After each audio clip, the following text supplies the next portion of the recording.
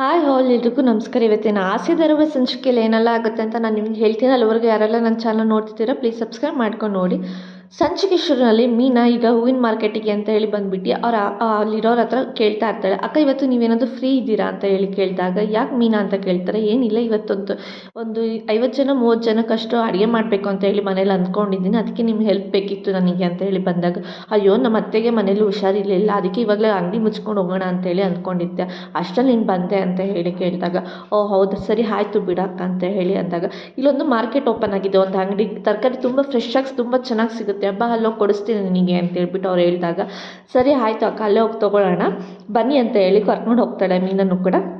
ಮೀನನ್ನು ಮತ್ತು ಅವರು ಕೂಡ ಇಬ್ಬರು ಕೂಡ ಅಂಗಡಿಗೆ ಒಟ್ಟಿಗೆ ಬಂದಾಗ ಮೀನಿಗೆ ಸಡನ್ನಾಗಿ ಫೋನ್ ಬರುತ್ತೆ, ಅವ್ರ ಅಮ್ಮ ಫೋನ್ ಮಾಡಿರ್ತಾರೆ.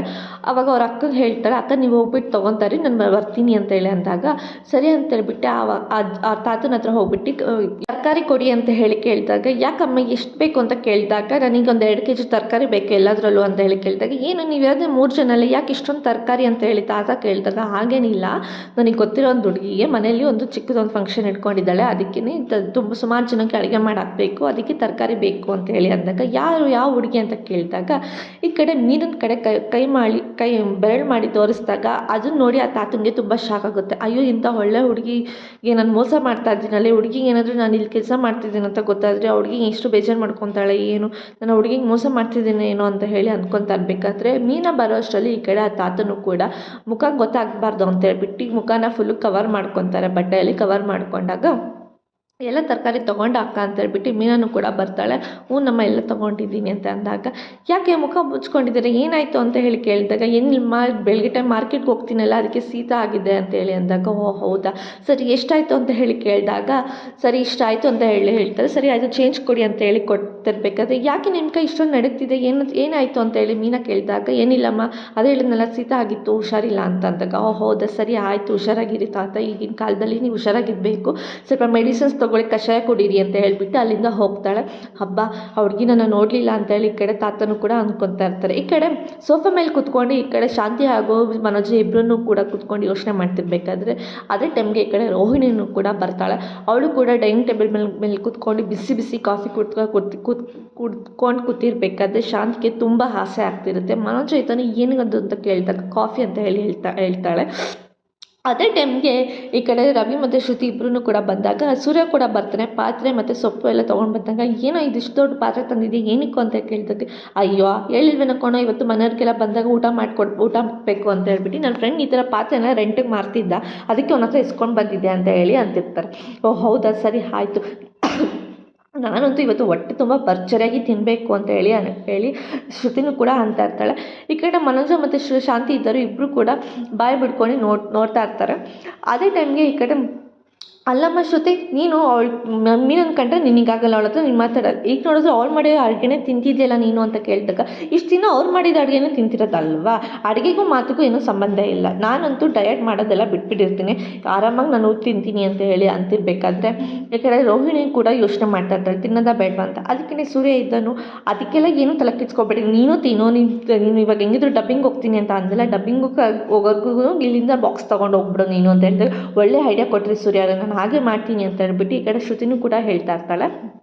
ಈ ಕಡೆ ಸೂರ್ಯ ಇದ್ದನು ಈ ಕಡೆ ಶಾಂತಿಗೆ ತುಂಬ ರೇಗಿಸ್ತಾ ಇರ್ತಾನೆ, ನಿನಗೆ ತಿನ್ನೋದಕ್ಕಾಗಲ್ಲ ಅಂತ, ನೀನು ಸುಮ್ಮನೆ ಇಂತಕ್ಕೆ ನಮಗೆ ತಿನ್ನೋರ್ಗು ನೀನು ತಿನ್ನಬೇಡಿ ಅಂತ ಹೇಳ್ತೀಯ ಅಂತಂದ್ರೆ, ಎಲ್ಲ ನಿನ್ನಿಂದಾನೆ ಕಣೋ, ನೀನು ಮಾಡ್ಕೊಂಡಿದ್ದೆ ಕಣೋ, ಯಾಕಾದ್ರೂ ನನ್ನ ಹೊಟ್ಟೆಲಿ ಹುಟ್ಟೆ ಅಂತ ನನಗೆ ಗೊತ್ತಾಗ್ತಿಲ್ಲ ಮನೋಜ್, ನಿನಗೆ ಇವತ್ತೇ ಬೇಕಿತ್ತ ನಿನಗೆ ಮಾಡೋದಕ್ಕೆ ಅಂತ ಹೇಳ್ತಿರ್ಬೇಕಾದ್ರೆ ಅದೇ ಟೈಮ್ಗೆ ರಂಗನಾಥ್ ಕೂಡ ಬರ್ತಾರೆ. ಏನೋ ಇದೆಲ್ಲ ಅಂದರೆ ಇಷ್ಟೊಂದು ಪಾತ್ರೆ ಯಾಕೋ ಅಂತ ಕೇಳಿದಾಗ, ಅದೇ ಅಪ್ಪ ಬಿರಿಯಾನಿ ಮಾಡಬೇಕು ಅಂತೇಳಿ ಅಂದ್ಕೊಂಡಿದ್ವಲ್ಲ ಅದಕ್ಕೆ ಈ ಪಾತ್ರೆ ತೊಗೊಂಡು ಬಂದೆ ಅಂತ ಹೇಳ್ತಿರ್ಬೇಕಾದ್ರೆ ಈ ಕಡೆ ಅದೇ ಟೈಮ್ಗೆ ಈ ಕಡೆ ಮೀನಾ ಕೂಡ ಬರ್ತಾಳೆ. ರೀ ಏನು ಇದನ್ನೆಲ್ಲ ತಂದಿದ್ದೀರಾ ಅಂತ ಕೇಳಿದಾಗ, ಹೂ ಕಡೆ ನೀವು ಮಾಡಬೇಕು ಅಂದಲ್ಲ ಅದಕ್ಕೆ ಇದನ್ನೆಲ್ಲ ತೊಗೊಂಡ್ಬಂದೆ ಅಂತ. ಒಳ್ಳೇದಾಯಿತು, ನಾನು ಫ್ರೆಶ್ ತರಕಾರಿ ಹೊಸ ಅಂಗಡಿಯಿಂದ ತಂದಿದ್ದೀನಿ ಅಂತ ಹೇಳಬೇಕಾದ್ರೆ, ಚೆನ್ನಾಗಿ ಮಾಡೋ ರುಚಿಯಾಗಿ ಮಾಡಾಕಬೇಕು ನೀವು ಅಂತ ಹೇಳಿ ಅಂತಿರ್ಬೇಕಾದ್ರೆ, ನಾನು ಮನೇಲಿ ಮಾಂಸ ಎಲ್ಲ ಮಾಡೋದಕ್ಕೆ ಬಿಡಲ್ಲ ಅಂತ ಶಾಂತಿ ಕೂಡ ರೇಗ್ತಾ ಇರ್ತಾಳೆ. ನಾವೆಲ್ಲ ಉಪವಾಸ ಇದ್ದೀವಿ, ನಾವೆಲ್ಲ ವ್ರತ ಮಾಡ್ತಾಯಿದ್ದೀನಿ ಅಂಥದ್ರಲ್ಲಿ ನೀವು ಹೆಂಗೆ ಮನೇಲಿ ಮಾಡ್ತೀರಾ ನೀವು ಅಂತ ಹೇಳಿ ಹೇಳ್ತಿರ್ಬೇಕಾದ್ರೆ, ಓ ಇದು ಬೇರೆ ಉಂಟ ನಿಂದು, ಅದನ್ನು ಬಿಟ್ಟು ಆರಾಮಾಗಿ ತಿನ್ನು ಅಂತ ಹೇಳ್ತಿರ್ಬೇಕಾದ್ರೆ, ನನ್ನ ಕೈಲಾಗಲ್ಲ ನಾನು ಮಾಡ್ತೀನಿ ಅಂತ ಹೇಳ್ತಿರ್ಬೇಕಾದ್ರೆ ಸೂರ್ಯ ಇದ್ದರು, ಸರಿ ಆಯಿತು ಆಚೆ ಸೆಟಪ್ ಮಾಡ್ತೀನಿ, ಆಚೆ ಗ್ಯಾಸ್ ಇಟ್ಕೊಂಡು ನಾವೇ ಮಾಡೋಣ ಅಂತೇಳಿ ಅಂತಿರ್ಬೇಕಾದ್ರೆ ಈ ಕಡೆ ಈ ರವಿ ಮತ್ತು ಶ್ರುತಿ ಹಾಗೂ ಮೀನಾ ಸೂರ್ಯ ಎಲ್ಲರೂ ಸೇರ್ಕೊಂಡು ಈ ಕಡೆ ಅಡುಗೆ ಮಾಡ್ತಾ ಇರ್ತಾರೆ. ಈ ಕಡೆ ಹೆಲ್ಪ್ ಮಾಡೋದಕ್ಕೆ ಅಂತ ಹೇಳ್ಬಿಟ್ಟು ಸೂರ್ಯ ಕೂಡ ನಿಂತಿರ್ತಾನೆ. ಈ ಕಡೆ ವೀಡಿಯೋ ಮಾಡ್ಕೊಂಡು ಎಂಜಾಯ್ ಮಾಡೋದಕ್ಕೆ ಅಂತ ಹೇಳ್ಬಿಟ್ಟು ಈ ಕಡೆ ಶ್ರುತಿನೂ ಕೂಡ ನಿಂತ್ಕೊಂಡಿರ್ತಾರೆ. ಈ ಕಡೆ ರವಿ ಮತ್ತು ಮೀನಾ ಇಬ್ಬರೂ ಸೇರ್ಕೊಂಡು ಅಡುಗೆ ಮಾಡ್ತಾ ಇರ್ತಾರೆ. ಎಲ್ಲರಿಗೂ ಹೆಲ್ಪ್ ಮಾಡೋದಕ್ಕೆ ಅಂತ ಹೇಳ್ಬಿಟ್ಟು ಬಂದಾಗ ಸರಿ ಆಯಿತು ಇದನ್ನೆಲ್ಲ ದಮ್ ಕಟ್ಟಿಡೋಣ, ಎಲ್ಲರೂ ರೆಡಿ ಆಗಿದೆ ಅಂತ ಹೇಳಿ ಅಂದಾಗ ಸರಿ ಆಯಿತು ದಮ್ ಕಟ್ಟಿ ಅಂತ ಹೇಳಿ ಅಂತ ಇರ್ತಾರೆ. ಇನ್ನೂ ಎಷ್ಟೊತ್ತು ಬೇಕು ಅಂತ ಹೇಳಿ ಸೂರ್ಯ ಕೇಳ್ತಿರ್ತಾನೆ. ಸ್ವಲ್ಪ ಹೊತ್ತು ರೀ ಆಗುತ್ತೆ ಅಂತ ಹೇಳಿ ಅಂತಿರ್ಬೇಕಾದ್ರೆ ಅಷ್ಟರಲ್ಲೇ ಅಡುಗೆ ಮಾಡಿರೋ ಅಷ್ಟರಲ್ಲಿ ಈ ಕಡೆ ಅವಳಿಗೆ ಈ ಕಡೆ ರೂಮಲ್ಲಿ ಕೂತಿರೋ ಸೂರ್ಯ ಈ ಕಡೆ ಮನೋಜಂಗು ಮತ್ತು ಶಾಂತಿಗೆ ಇಬ್ರಿಗೂ ಕೂಡ ಆ ಪರಿಮಳ ಬರುತ್ತೆ, ಆ ಸ್ಮೆಲ್ ಬರುತ್ತೆ, ಬಿರಿಯಾನಿ ಮಾಡಿರೋ ಸ್ಮೆಲ್. ಆ ಸ್ಮೆಲ್ ನೋಡ್ಕೊಂಡು ಹಬ್ಬ ಸ್ಮೆಲ್ ಏನು ಸಖತ್ತಾಗಿದೆ, ಅಡುಗೆ ಏನು ಸಖತ್ತಾಗಿ ಮಾಡಿದ್ದಾರೆ ಅಂತ ಹೇಳಿ ಮನೋಜ್ ಹೇಳ್ತಿರ್ಬೇಕಾದ್ರೆ ಈ ಕಡೆ ಥ್ಯಾಂಕ್ ಗಾಡ್ ಮನೋಜ ನೀವು ಅಂದ್ಕೊಂಡು ನೀವು ಜ್ಯೋತಿಷ್ ನಿಮಗೆ ಯಾರು ಇಷ್ಟ ಅಂತ ಕೇಳಿದಾಗ ನೀವು ನನ್ನ ಹೆಸರು ಹೇಳಿಲ್ವ, ನನಗೆ ಅದಕ್ಕೆ ಥ್ಯಾಂಕ್ಸ್ ಅಂತ ನಿಮ್ಗೆ ಕೇಳ್ತಾ ಇದ್ದೀನಿ. ಯಾಕಂದರೆ ನೀವೇನಾದರೂ ನನ್ನ ಹೆಸರು ಹೇಳ್ಬಿಟ್ಟಿದ್ರೆ ನಾನು ನಿಮಗೆ ಉಪವಾಸ ಮಾಡ್ಕೊಂಡು ವ್ರತ ಮಾಡಬೇಕಾಗಿತ್ತು. ಇಂಥ ಸ್ಮೆಲ್ ಬರ್ತಿರೋ ಎಷ್ಟು ಚೆನ್ನಾಗಿ ಬರ್ತಿರೋ ಸ್ಮೆಲ್ನ ಬರ್ತಿರೋ ಬಿರಿಯಾನಿ ತಿನ್ನೋಕ್ಕಾಗ್ತಿರ್ಲಿಲ್ಲ ಇಲ್ಲಾಂದರೆ ಅಂತ ಹೇಳಿ ಹೇಳ್ತಿರ್ಬೇಕಾದ್ರೆ ಏನಮ್ಮ ರೋಹಿಣಿ ನಾವಿಬ್ಬರು ಉಪವಾಸ ಇರಬೇಕಾದ್ರೆ ನೀನೇನಮ್ಮ ಹಿಂಗೆ ಆಸೆ ಪಡ್ತಿದ್ಯಾ ಅಂತ ಹೇಳಿ ಶಾಂತಿ ರೋಹಿಣಿಗೆ ಹೇಳ್ತಿರ್ತಾಳೆ.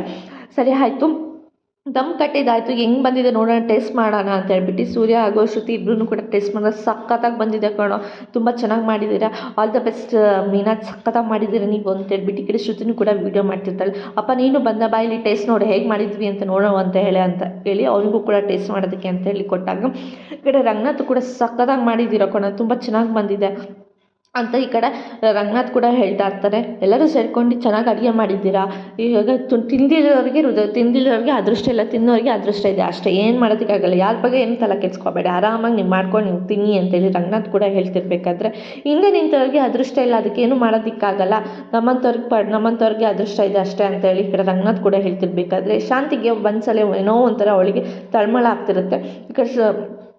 ಈ ಕಡೆ ಡೈನಿಂಗ್ ಟೇಬಲ್ ಮೇಲೆ ಎಲ್ಲನೂ ರೆಡಿ ಮಾಡೋದಕ್ಕೆ ಅಂತ ಹೇಳ್ಬಿಟ್ಟು ಮೀನಾ ಕೂಡ ರೆಡಿ ಮಾಡ್ತಿರ್ಬೇಕಾದ್ರೆ ಏನು ಮನೋಜ್ ಇಂಥ ಟೈಮಲ್ಲಿ ಇವಾಗ ಬಿರಿಯಾನಿ ತೊಗೊಂಡ್ಬಂದು ಇಲ್ಲೇ ತಿನ್ನಬೇಕಾ ಅಂತ ಹೇಳಿ ಹೇಳ್ತಿರ್ಬೇಕಾದ್ರೆ ಈ ಕಡೆ ಸೂರ್ಯ ಮತ್ತು ಮೀನಾ ಇಬ್ಬರೂ ಕೂಡ ಇಬ್ಬರಿಗೂ ಎಲ್ಲರಿಗೂ ಬಡಿಸೋ ಹೊಟ್ಟೆ ತುಂಬ ಚೆನ್ನಾಗಿ ತಿಂದ್ಬಿಡೋಣ, ಮನೋಜಂದು ಅಮ್ಮಂದು ಎಲ್ಲ ಹೊಟ್ಟೆ ನನಗೆ ಸಿಗಲಿ, ನಾನು ಹೊಟ್ಟೆ ತುಂಬ ತಿನ್ನಬೇಕು ಅಂತೇಳಿ ಅಂತಿರ್ಬೇಕಾದ್ರೆ ಏನೋ ಮನೋಜ ನೀನು ಯಾಕಾದ್ರೂ ನನ್ನ ಹೊಟ್ಟೆಲಿ ಹುಟ್ಟ ಅಂತ ನನಗೆ ಗೊತ್ತಾಗ್ತಿರ್ಕೊಳೋ, ಮುಂದಿನ ಜನ್ಮ ಅಂತ ಏನಾದ್ರು ನನ್ನ ಹೊಟ್ಟೆಲಿ ಮಾತ್ರ ದೇವ್ರನಿಗೂ ನೀನು ಹುಟ್ಟಕ್ಕೆ ಹೋಗ್ಬಿಡಕ್ಕಣೋ ಅಂತೇಳಿ ಹೇಳ್ತಾ ಇರ್ತಾಳೆ. ಈ ಕಡೆ ರೋಹಿಣಿನೂ ಕೂಡ ನಿಂತ್ಕೊಂಡು ನೋಡ್ತಿರ್ಬೇಕಾದ್ರೆ ರಂಗನಾಥ್ ಅಯ್ಯೋ ನಾನು ಶಾಂತಿನ ಬಿಟ್ಟು ತಿನ್ನಬೇಕಲ್ಲ ಅದೇ ನನಗೆ ಬೇಜಾರಾಗ್ತಿದೆ ಅಂತ ಹೇಳಿ ಅಂತಿರ್ಬೇಕಾದ್ರೆ ಈ ಕಡೆ ರೋಹಿಣಿ ಕೂಡ ನಾನು ಹೋಗಿ ತಿಂತೀನಿ ಅಂತ ಹೇಳಿ ಹೇಳ್ತಾ ಇರ್ತಾಳೆ.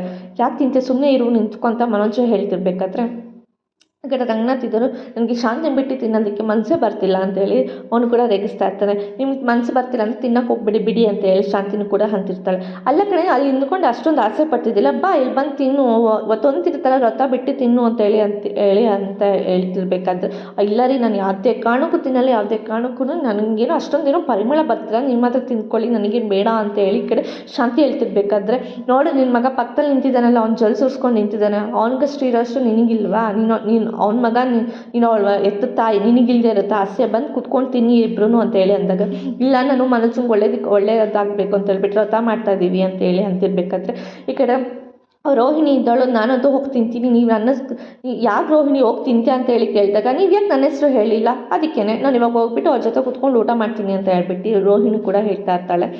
ಎಲ್ಲರೂ ಹೊಟ್ಟೆ ತುಂಬ ತಿನ್ನಿ, ಯಾರ್ಯಾರಿಗೆ ಇಷ್ಟೆಷ್ಟು ಬೇಕೋ ಅದನ್ನೆಲ್ಲ ಹಾಕ್ಸ್ಕೊಂಡು ತಿನ್ನಿ ಅಂತ ಹೇಳಿ ಹೇಳ್ತಿರ್ಬೇಕಾದಷ್ಟು ಮೀನಾ ನಾವಿಬ್ಬರು ನಿಂತ್ಕೊಂಡು ತಿನ್ನೋ ಜಾಸ್ತಿ ಹೊಟ್ಟೆಗೆ ತುಂಬ ಸೇರುತ್ತೆ ಅಂತ ಹೇಳ್ತಾರೆ.